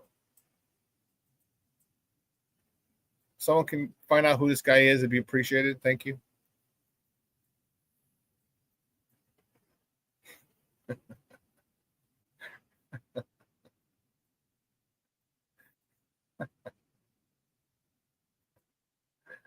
Oh, man. I want – and Todd Monken, someone said Todd Monken's going to be a head coach.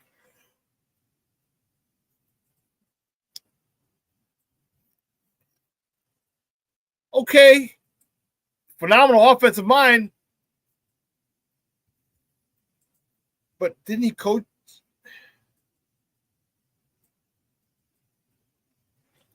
Let's see. Thought Todd Monken head coached in college. Thought he coached in college. Yeah, let's see.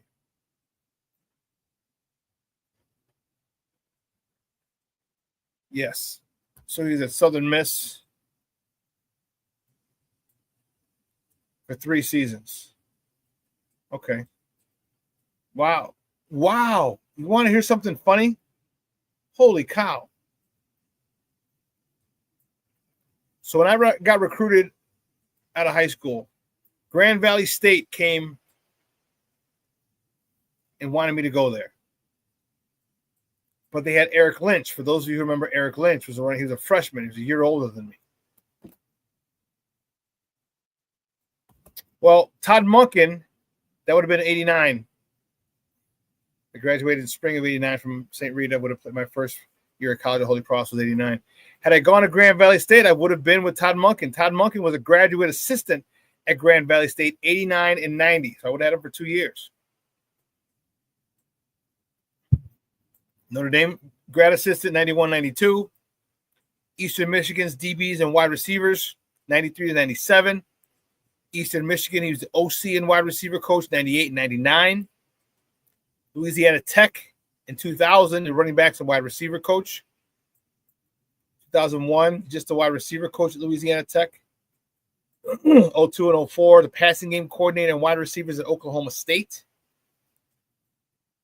05 and 06, passing game coordinator and wide receivers at LSU. 2007 to 2010, he was the wide receivers coach with the Jacksonville Jaguars. 2011 and 12, the OC and quarterback coach at Oklahoma State. 2013, 2014, and 2015, he was the head coach at Southern Miss. Then he was with the Bucs in 16 and 17, the OC and wide receivers coach. In 18, same with the Tampa Bay Buccaneers, but he was just the offensive coordinator in 18. Offensive coordinator with the Browns in 19. Offensive coordinator and quarterbacks with Georgia, 20, 21, and 22. And then, so that's crazy. 2-time college football national championship with the Georgia Bulldogs.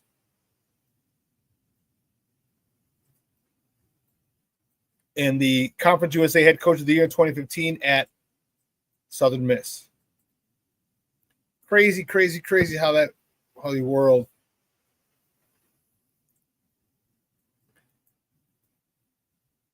Man.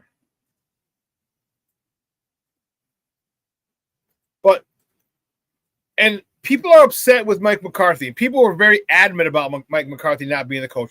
I'm okay. If we get Mike McCarthy, I'm fine. I'll tell you what. I want Pete Carroll.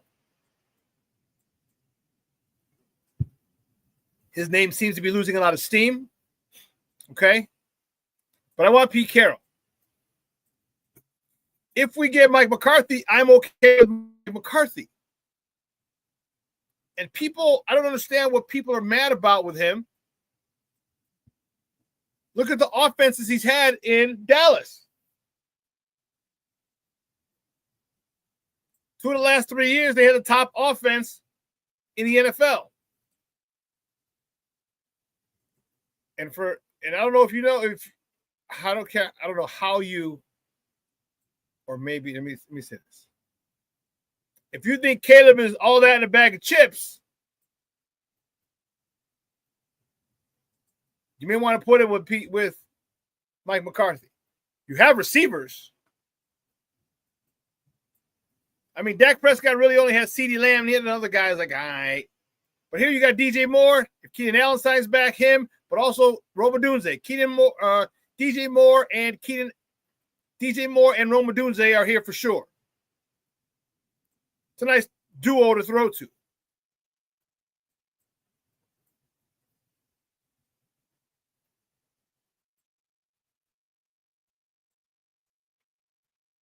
No, I don't agree with you. You said Mike McCarthy's the only safe choice. Pete Carroll's way too old. No. Here's why. I'd say he's here for 3 years max. And the reason I want Pete Carroll is this. and listening to the Richard Sherman podcast, Richard Sherman said one of the reasons they were so successful in Seattle was because Pete Carroll breathed life into Russell. He breathed life into Russ with his positivity.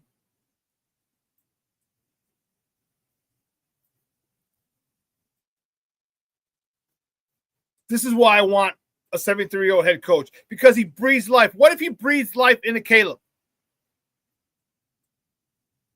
What if he breathes life into Caleb and gives Caleb the utmost confidence? Because that's what he's going to do. That's why, I mean, he's only going to be here 3 years-ish. And then now you can say, okay, who would you want running the offense? Who's your OC? Because we'll probably make him the head coach when you decide to step down. So now you can go get a coordinator you want. He can go to get a coordinator he wants, and the coordinator knows he's the head coach in waiting. Shorty, it could be Josh McCown. It could very well be Josh McCown. If Pete Carroll says, hey, you know what, Josh? I want to groom you to be the head coach. That's possible. But Pete Carroll knows how to run shit. Pete Carroll knows how to win. Pete Carroll won at USC. He won in Seattle for the offensive coordinator. Pete Carroll would be a two-time Super Bowl winning champion.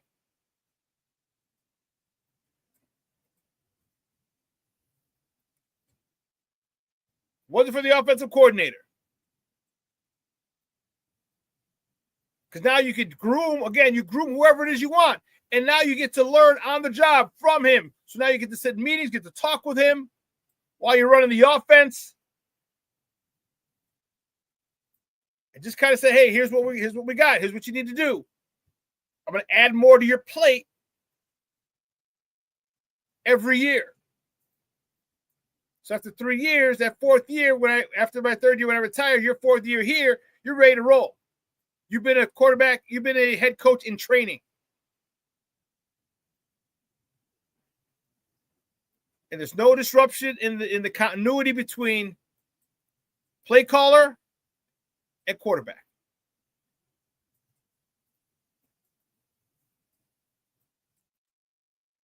Again, I don't mind Mike McCarthy. I don't mind him either.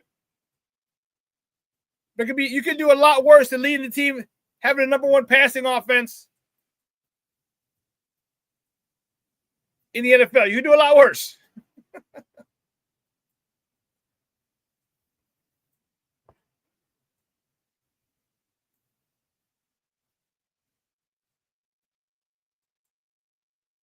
Shorty says, I'm warming up to Ben Johnson, though, simply because I think McCarthy is at that point of being too archaic.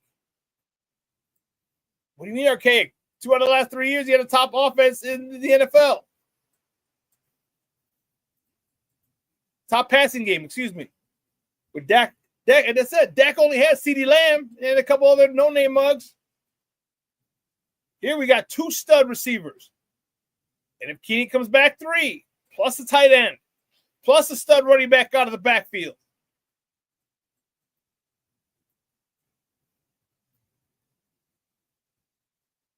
He never wins in the playoffs. Guess what? He gets to the playoffs. We don't get to the playoffs. And let me tell you something. We don't know this, but maybe this change of scenery is what he needs. Maybe here in Chicago is what he needs. Andy Reid had a tough one getting over the hump in Philly. Remember?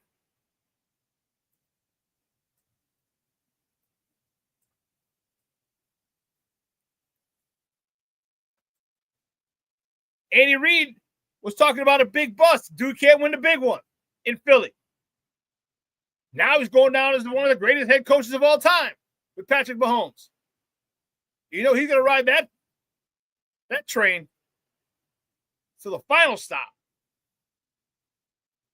Because I almost guarantee you he wants to catch Belichick. He's He's got 3 now. He could have 4. He could have 4 and a 3-peat.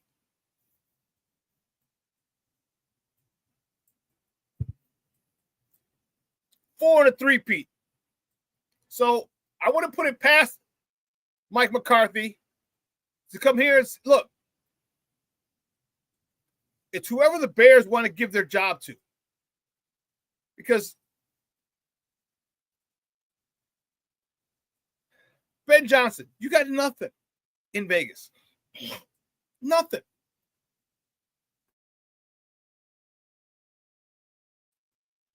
You got no quarterback.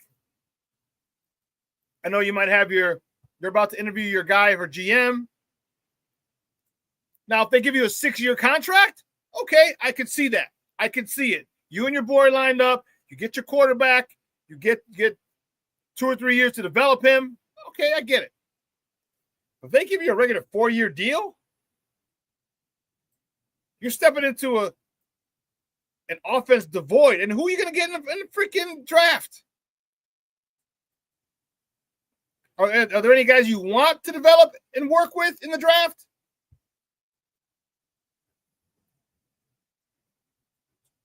When you can come here and you can have a quarterback that's ready to be developed.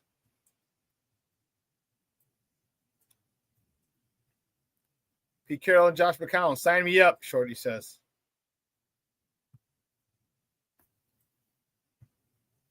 And again, I'm still worried about this Adam Gase situation. He could be Adam Gase. Could be Sean McVay. I don't know. We don't know. We don't know.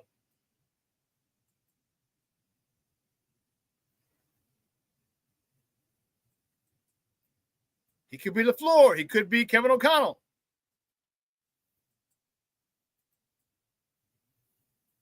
Give me Mark Trestman.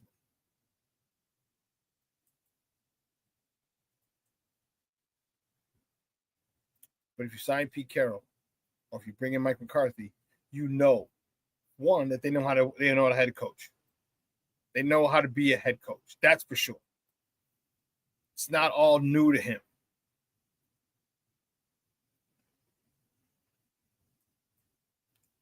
And for me, I think that is what I want, the stability, the comfort of knowing that we got a guy who knows what the fuck he's doing as our head coach. I don't have to worry about timeouts. I don't have to worry about time management. I don't have to worry about challenges. This guy's been there, done that. To another level. Because trust me, they threw the ball down in Dallas. So everybody who wants to say, oh, well, Caleb has the best percentage and of the fewest turnovers in the history of a blah, blah, blah, blah, blah. I'm like, look, dude, he didn't throw the ball downfield. Throw the goddamn ball downfield. How many freaking screens did we see? If you follow me on Facebook, you would have seen. I was like, enough of these goddamn screens. You never pushed the ball downfield. Never. Mike McCarthy pushed that ball down the field.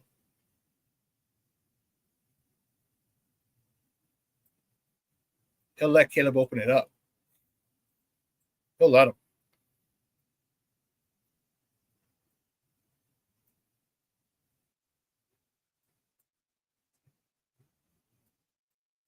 And isn't that what you want to see? Don't you want to see Caleb attack downfield?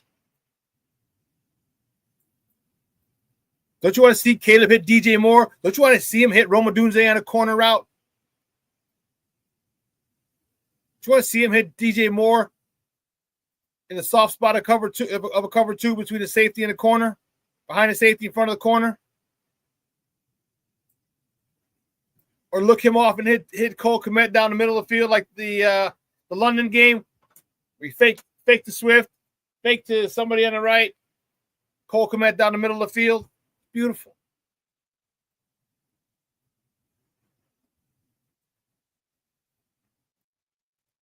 Cornelius says, nowadays, the creative OC can make the transition to head coach because the players know he has an offense to keep them in the playoffs.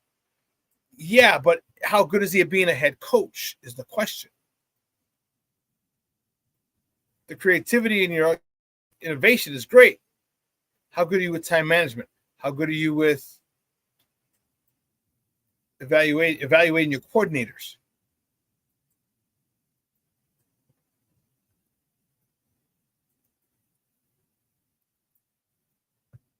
Junior says Komet was a forgotten man. Yeah.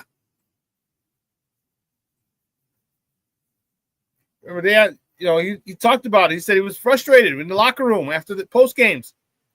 He's like, yeah, it's just frustrating. I'm not gonna lie and say it's not. Frustrated. I get you, dog. That's Caleb. Caleb's got to do better. You have to find your safety net.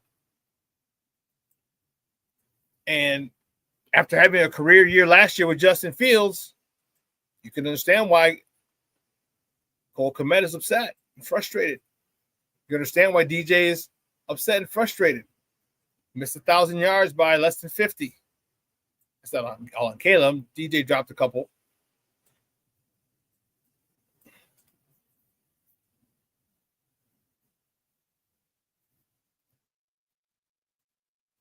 Cornelius says it worked for McVay, Shanahan, and McDaniels in Miami.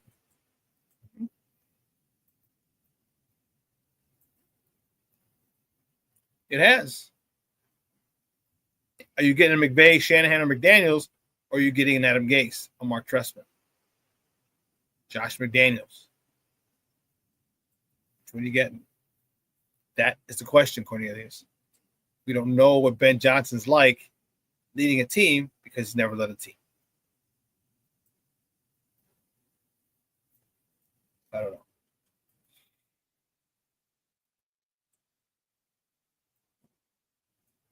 One name that's fallen out in contention, I believe, is Brian Flores, and I'm okay with that. That's fine.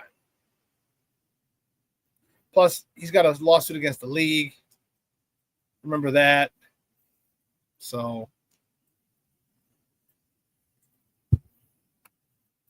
I don't think the McCaskies want to deal with anything like that. I just don't think that. Nah. It's not their way. They don't want people cursing. So you want a guy who's in a current lawsuit against the NFL coaching your team? They don't want that type of smoke. They don't want it. When do you guys think? I think they'll fly him into Chicago this week, experience the city, and I think he'll make a decision by Saturday, definitely by Sunday. Because what's going to happen is this week and next week, you can make the announcements. The following week, the week leading up to the Super Bowl, you can't make any announcements. No announcements can be made. You can hire people, you can't make an announcement. If you're asking why, because at that point, the Super Bowl is the NFL's baby. And Super Bowl week, there is nothing, no type of announcements that are allowed by the NFL. Nothing that can detract from the Super Bowl. Nothing. Everything is all Super Bowl, all week, leading up to the game. So you got 2 weeks. Then you got to start getting staff together. You got to start getting ready for the Senior Bowl, which is at the end of the month. When is it? February 1st, is it? Let me double check.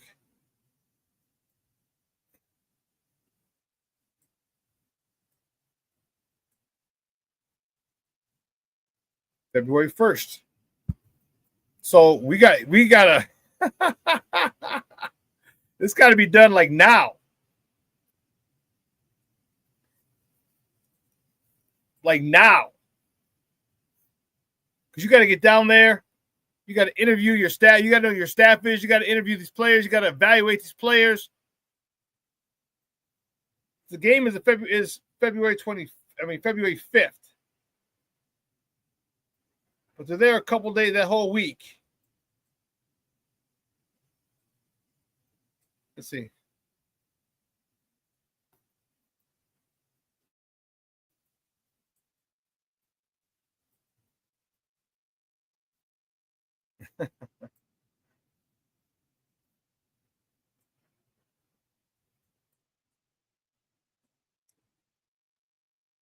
The game, no. I don't want that. Senior Bowl. So they're up all week. They're going to be leading up to practices and all this other stuff. The game is Saturday, February 1st. But the week leading up to it,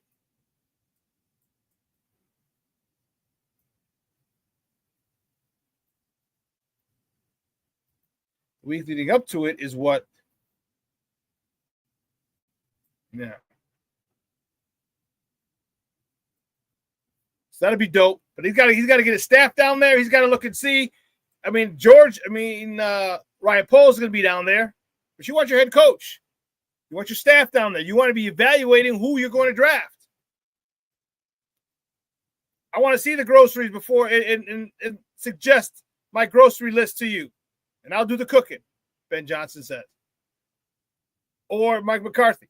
One or the other. They need it. That should be done hopefully by the end of the week. I think Ben Johnson, let's see.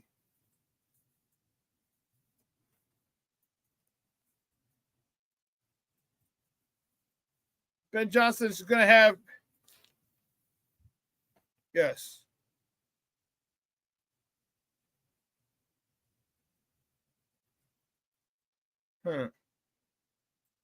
Yeah, so starting today, they can meet in person with any of the candidates, including Johnson. They can make a job offer right away as well because of the Rooney Rule. Remember, we talked about that.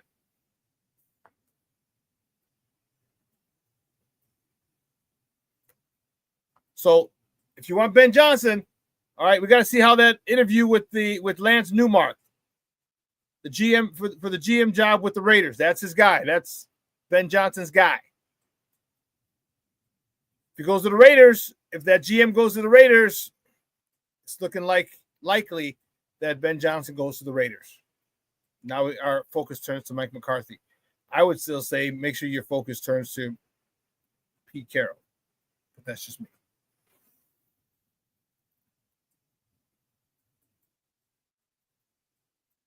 And I don't know if you heard, the Bears reached out to the Steelers about Mike Tomlin to trade for him. And they are rebuffed. Basically, the Steelers says, no, we're not trading. Period. So we'll see. Well, man, guys, 2 hours is coming and going. I want to thank my guest, David Kenyon from Bleacher Report for coming on and talking about the national championship game tonight. Where are you watching it tonight is the question. Where are you watching it? I'll put a post on Facebook and see where my peoples are watching it. Maybe go watch it at the smoke shop. There's one right across the street. That might not be a bad idea. I think it's $30 to get in, or 3 cigars. Either, but you can order food. You can have food ordered in or delivered to you because they don't have food there. We'll sit there, watch the game, and have a little drinky drink. Although I'm not going to drink too much. I got CrossFit in the morning.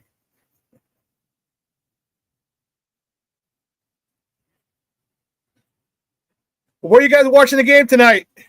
The crib? You bringing the pizza? You know, I got to go shopping. I just ate the last frozen pizza in the house last week. I got some shopping to do. But guys, wherever you watch it, make sure you be safe. Have a good time. It's going to be cold out this joker. And again, the Club Casa. King Booker World is going to be at the Club Casa.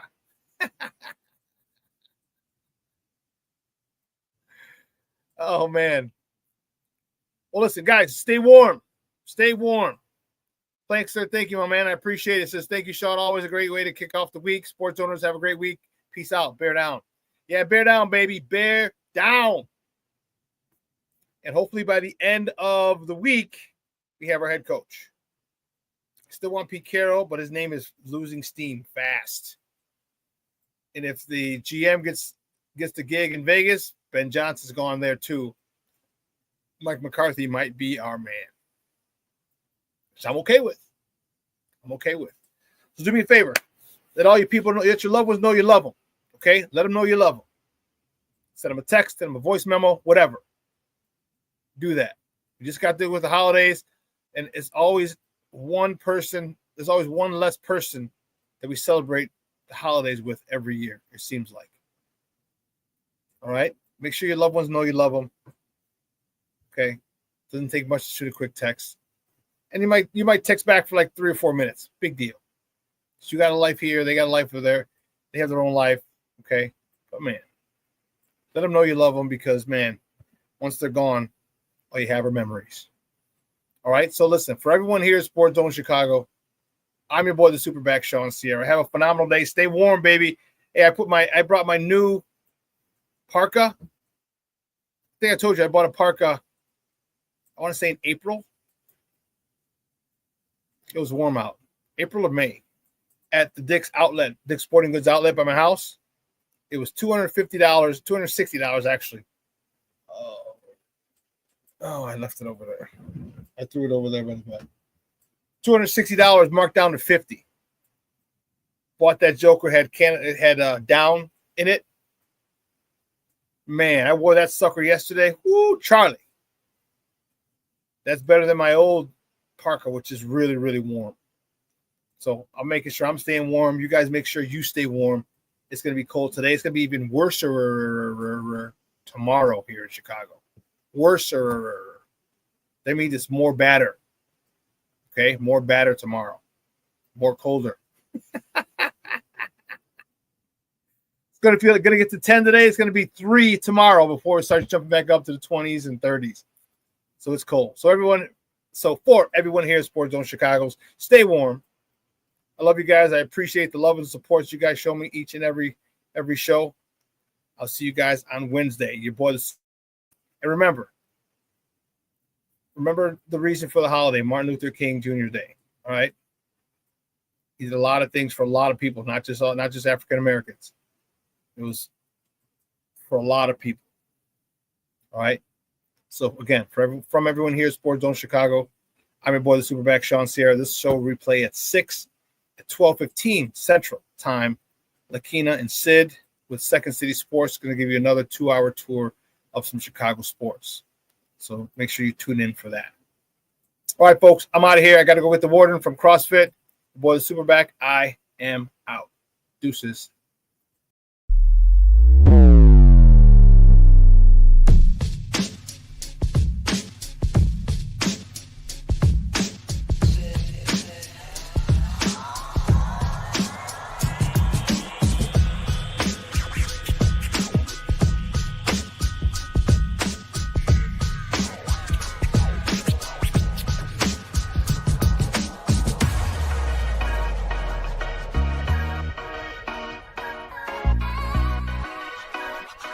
You